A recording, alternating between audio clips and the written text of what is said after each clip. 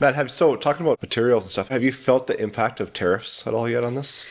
You Like, know are what? people choosing stuff made in Italy more than something made in Michigan? Haven't seen that too much. I do anticipate that that will be something that comes down quite fairly soon. A lot of building products are manufactured in the States, and so I do anticipate, some definite cost increases there. Are we just going to have all of a sudden European style all over Canada? Oh, cool. Yeah. Yeah, you know what? That'd be You kind of never funny. know. Yeah.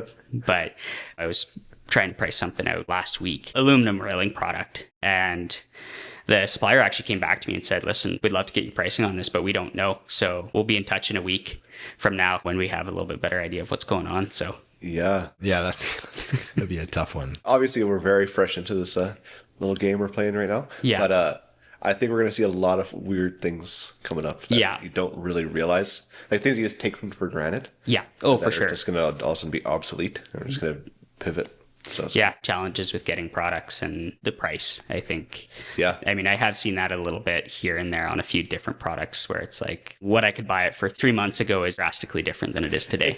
It's funny because it's actually more than 25% because you think like the price was a price because they could just throw it on truck B that was coming to Canada. But now those trucks aren't coming to Canada. So now you get to pay for that truck to ship that one thing and then pay the 25%. So it's like some products are going to be way more than 25% more, right? So I mean, I'm just thinking like on a smaller scale with homeowners that are like just breaking ground and they have their budget.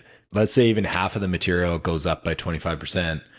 That's going to blow their budget out of the water. And then if you got a larger scale, like a developer that's, just pouring foundation on like a 50 unit place, even if 10% of those materials are coming, like how do you make it feasible? Yeah, it's definitely a big concern that I've had looking out at kind of the future of our, housing market and economy and stuff like that in general. On $1 million build, 25% is a lot of money. Not everybody has that in their budget to, spend in addition to. So I guess this is how things evolve though, right? Like Yeah. if you look at the positive side of it, is like something like this comes out, people are going to find a different material or resource. It may be better. or like just buy the steel straight from Hamilton.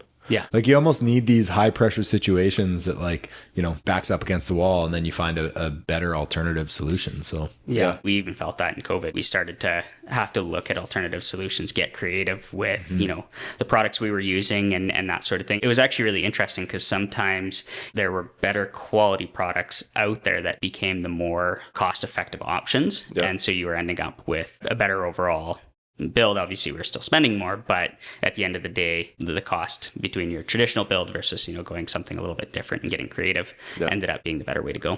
Like obviously this is not where we thought this conversation was going to go, but just like never is.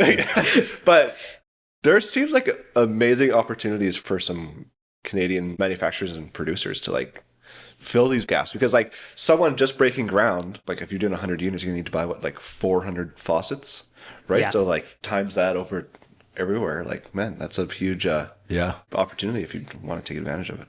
All right, put this on pause. We're going to go start a manufacturing company. You read my mind. Yeah.